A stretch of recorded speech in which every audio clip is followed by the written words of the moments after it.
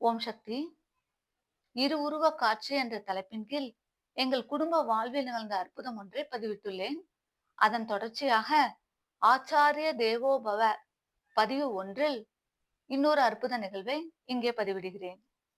1990களில் அருள் திரு அம்மா அவர்களால் வழிகாட்ட பெற்று என் தந்தை கோவைக்கு குடியேறினார்.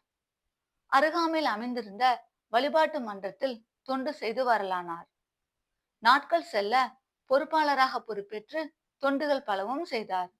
இச்சூழ்நிலையில் பக்குவமற்ற சில தொண்டர்கள் இடையூறு செய்தபடி இருந்தனர்.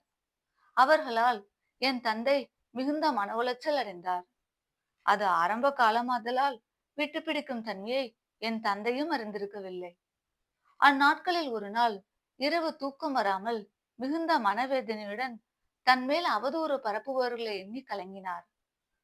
அந்நேரம் அவருடைய மூளையின் உள் ஒரு சிறு குழாய் உடைந்து ரத்தம் கசிய தொடங்குவதை உள்ளுணர்வில் உணர்ந்தார்.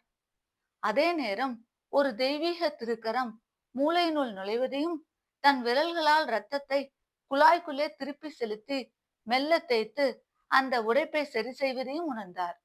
பின் மெல்ல அமைதியுற்று கண்ணயர்ந்தார்.